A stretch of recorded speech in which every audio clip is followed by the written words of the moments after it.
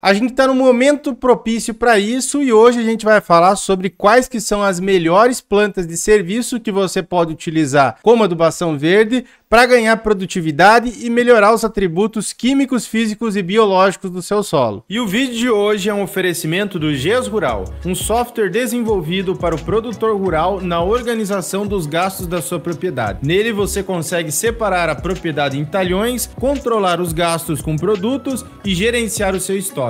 É muito fácil de usar. Nele você consegue saber exatamente o que está sendo gasto e ver quais atividades estão dando mais lucro. E o melhor, quem é inscrito aqui do canal tem 15 dias para testar gratuitamente. Clique no primeiro link disponível na descrição e comece hoje mesmo. Olá galera, tudo bem com vocês? Sejam bem-vindos a mais um vídeo do canal e um tema que vocês gostam bastante, que é a adubação verde. Hoje a gente vai falar sobre isso, vamos falar sobre espécies, densidade de semeadura, alguns cuidados, porque a gente está numa época propícia, né? Então muitas áreas do Brasil aí estão estabelecendo, aqui na região sul agora está acontecendo isso, estabelecendo espécies, né, ou testando novas espécies, e a gente vai passar aqui algumas ideias também para vocês. Me acompanhem até o final e, é claro, se você apoiar o nosso conteúdo aqui, não se esqueça de deixar o like e se inscrever. Então, nesse período entre safra que a gente está, né, que começa agora em abril, maio e vai até setembro, ele é um período importante, já pensando na próxima safra, na safra 24-25, porque é agora que começa o planejamento. Então, é agora que seria o período ideal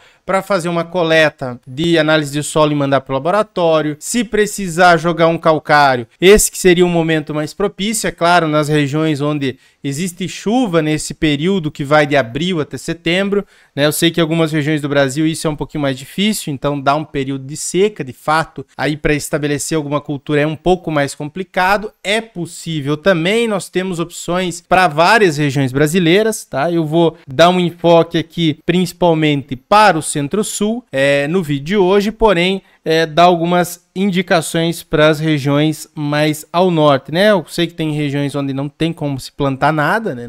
Não dá chuva, então possível. O Brasil é um país muito grande e não tem como a gente homogeneizar. Porém, existem espécies também que podem ser posicionadas em alguns desses períodos de entre safra. E essas plantas de serviço, que a gente vai tratar aqui, elas são muito boas porque elas vão melhorar uma série de atributos químicos, físicos e biológicos, né? O caso de atributos químicos pode ter tanto a fixação biológica de nitrogênio com as leguminosas, pode ter a reciclagem de nutrientes, então pegar nutrientes de camadas mais profundas que foram lixiviadas e levar até a superfície para que depois que seja mineralizado, que seja feito o manejo dessas plantas de cobertura, fique disponível para a cultura em sequência. Nós temos a melhoria de atributos físicos, né? Um solo que não é compactado, então existem algumas plantas que têm essa característica de descompactação, formação de canais preferenciais, onde eu vou ter o aprofundamento de água, né? Eu vou ter também aprofundamento de calcário, de outros nutrientes, então melhora bastante esses atributos físicos e biológicos. É claro, se você tem raízes ali o ano inteiro, você tem diferentes sistemas radiculares, isso vai favorecer o aparecimento de bactérias, né, que fazem a fixação biológica de N,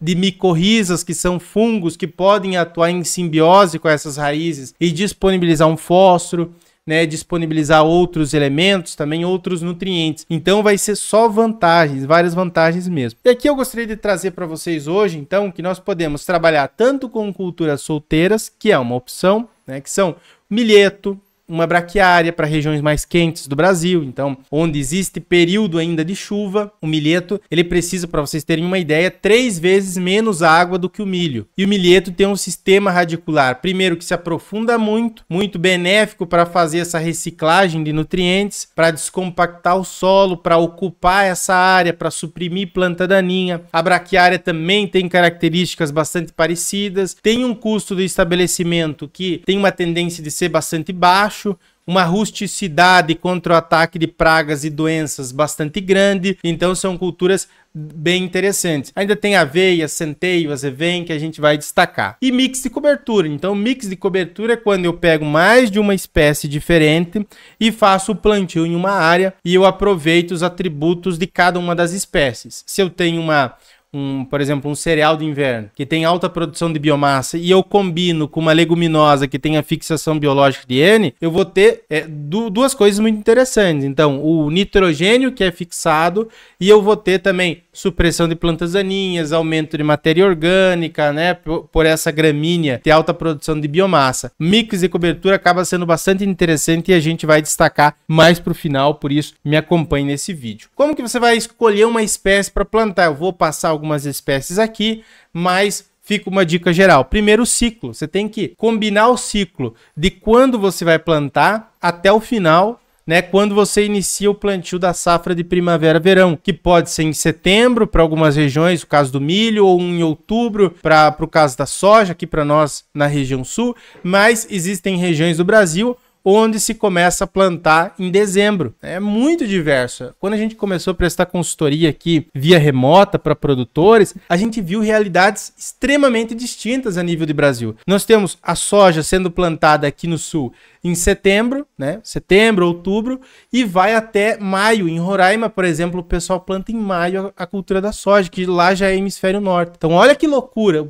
O Brasil é um país de fato continental e muito grande. Por isso eu não tenho como homogeneizar tudo aqui nesse vídeo, mas trazer alguns pontos para você começar a pensar. Se você tem um período de 90, 100, 120 dias entre o plantio da tua espécie de cobertura e depois o plantio da tua safra de primavera-verão, dá para posicionar. Agora, se for mais longo do que isso, já fica um pouquinho mais complicado, então comece a pensar também no ciclo que essa tua espécie de cobertura tem. Capacidade de plantio, né? Você tem uma semeadora adequada? No caso de você plantar uma aveia, né, um centeio, você tem uma semeadora de fluxo contínuo? Tem alguém que pode te prestar esse serviço? Ah, não, eu vou jogar em cobertura.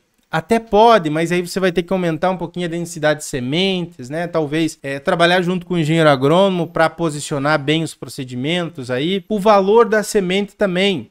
Se é muito caro, se de fato faz sentido para você, é uma cultura assim que você não vai ter um benefício econômico imediato. Então vai vir sim benefício econômico na sequência, mas imediatamente não, principalmente se for espécie só de cobertura de solo. A facilidade do manejo, se dá muito ataque de pragas, de doenças, tem uma tendência que não. Plantas de adubação verde são bem mais rústicas, então muitas vezes o teu gasto único vai ser com a semente, com o plantio, ou muitas vezes, no máximo ali, uma utilização de um fungicida. Ano passado eu me lembro que deu bastante aqui no sul, ferrugem na aveia. E aí você tem um problema, né? Porque você quer estabelecer uma planta de cobertura, e se você só jogar semente e não cuidar de mais de nada, também pode ser que os benefícios que você poderia vir a ter com aquela área, você não tenha, porque a planta não conseguiu se estabelecer direito, né? Por uma doença ou por densidade de semeadura, etc. E você perdeu dinheiro também. Adaptabilidade e região. Temos espécies mais adaptadas a regiões mais frias. Agora em abril, maio começa a esfriar muito no sul. Porém, centro-oeste, né? Mais para o norte do Brasil aí, nordeste brasileiro, você não tem esse frio, mas você tem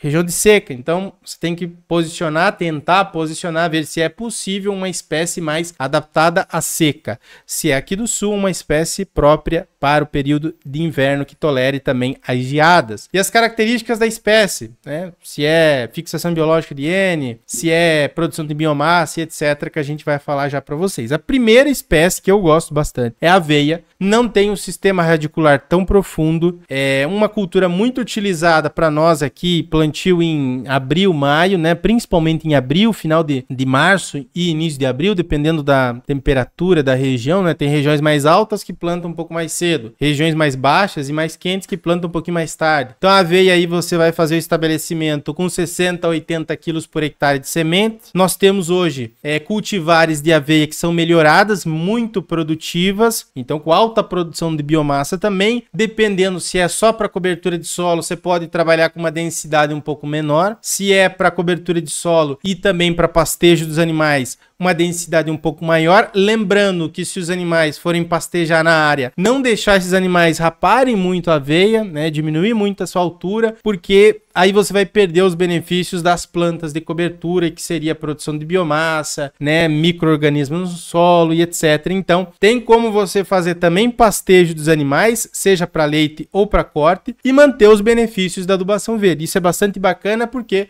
a aveia é uma é um cereal de inverno, né? É uma gramínea que tem um excelente teor de proteína, é muito bom para produtores de leite e também de bovinos de corte. É ideal para fazer a semeadura nesse período de inverno, tem um ciclo que varia de 90 até 120 dias, pode ser utilizado também como uma forma de integrar, né, lavoura pecuária. Nós temos uma outra espécie, o azevém. O azevém, você vai utilizar uma densidade um pouquinho menor, né? Depende também do azevém, de 20 a 30 quilos por hectare, mas sempre confira segundo a cultivar que você estiver utilizando do azevém. Tem vários azevém diferentes aí hoje no mercado, tem uns que são muito mais produtivos do que outros. Nós temos o caso do azevém tetraploide, que é muito mais produtivo, né? Existem cultivares melhoradas que podem ter um ciclo também um pouco mais longo do que o azevém convencional. Temos que ter um certo cuidado com relação à resistência ao glifosato, né? Existem aí hoje na região sul muitas áreas têm problema de resistência ao glifosato do azevém e aí pode se tornar um problema na cultura que vem em sequência, seja o milho, seja a soja. E também produz uma quantidade bastante considerável de biomassa, tem um alto teor de proteína para pastejo, pode ser bastante interessante também na integração lavoura-pecuária. Uma outra espécie que não é tão utilizada assim, que eu gostaria que se utilizasse mais, que é o centeio, né? Então o centeio ele vai ter um ciclo um pouco mais longo, por exemplo, comparativamente com a aveia. Por isso que muitas vezes se faz um mix de cobertura com azevém, aveia e centeio, porque cada uma dessas espécies tem um pico de máxima produtividade, é um pouquinho diferente ao longo do inverno. Então você sempre vai ter né, espécies ali produzindo biomassa para que os animais possam se alimentar. Pode ser interessante também, se for esse o objetivo de integração lavoura-pecuária, consorciar aveia, azevém e centeio, estudado o seu caso. É uma planta muito rústica, é utilizado na Europa para a produção de grãos também. Aqui no Brasil é principalmente para ou adubação verde ou produção de forragem, né? Um centeio forrageiro. Nós temos hoje cultivares melhoradas de centeio, né? O IDR Paraná, antigo IAPAR, tem algumas cultivares bastante bacanas de centeio, que você pode entrar no site deles e dar uma olhada, né? E ver inclusive onde é que vende sementes. Tem uma densidade aí de 50 a 60 quilos por hectare, pode ser aumentado um pouquinho isso daí, para se for feito um cultivo solteiro, principalmente para fechar bem uma área. Então, um ponto que eu bato aqui no quesito plantas de cobertura é a certa densidade de semeadura segundo a sua realidade, porque uma densidade de semeadura inadequada ou muito baixa pode comprometer o estabelecimento tanto da cultura, como pode favorecer também o aparecimento de plantas daninhas. Então isso aqui é interessante, a densidade de semeadura. É muito bom para fazer a reciclagem de nutrientes, tem um sistema radicular um pouco mais profundo comparativamente com a aveia e com a azevém, e isso pode ser interessante para reciclar esses nutrientes. Então a melhor época de plantio aqui é de março a abril, dependendo da região, né? Mas tem esse período de inverno aí de estabelecimento do centeio. E uma outra espécie, a ervilhaca. Galera, ervilhaca é muito boa, por exemplo, para você consorciar com uma aveia e com nabo forrageiro. Porque a ervilhaca, você vai utilizar de 20, 25, 40 quilos por hectare de sementes, consorcia muito bem com cereais de inverno, tem essa capacidade de fixação biológica de nitrogênio, então é uma leguminosa, faz a fixação biológica de N. Plantio ali de abril até junho, mas preferencialmente em abril, né? Se você vai fazer um mix com aveia e com nabo, ou só ervilhaca e aveia, também é uma opção bem interessante. Tolera muito bem o clima um pouco mais frio, né? O clima mais frio. Possui uma excelente fixação biológica de N, então a fábrica de nitrogênio para o seu solo. Pode ser utilizado tanto em cobertura de solo como também para nutrição animal. E essas leguminosas têm um teor de proteína mais alto, o que acaba sendo interessante para conversão em carne e também em leite. O nabo forrageiro tem algumas ressalvas com relação à utilização do nabo forrageiro, principalmente se você vem numa sequência com a cultura da soja, porque o nabo ele pode pode propagar ali o mofo branco, né? Então o mofo branco é a esclerotínia, tem os escleróides, que são estruturas de resistência que podem sobreviver no nabo forrageiro, né, que é um hospedeiro. E aí tem que tomar algum cuidado, principalmente se você está numa região mais fria, teve problema com o nabo forrageiro em anos anteriores, não posicione nabo. Porém, o nabo sim pode ser uma cultura interessante, né? Vai aí de 6 até 10 quilos por hectare, pode ser consorciado com uma ervilhaca, com uma aveia também, pode ser feito ele solteiro, A grande vantagem dele é a questão do sistema radicular pivotante aqui, tem um rápido crescimento e estabelecimento inicial. Você pode ter aqui, através do sistema radicular mais agressivo, romper camadas compactadas. Eu não estou falando de um solo extremamente compactado, mas aquele solo mais medianamente compactado, ele vai resolver esse problema sim, através do seu sistema radicular. E isso pode ser interessante, principalmente para um aprofundamento de calcário, né, aprofundamento ali no perfil do solo de alguns outros nutrientes que têm baixa mobilidade, como é o caso do fósforo, como é o caso do cálcio também.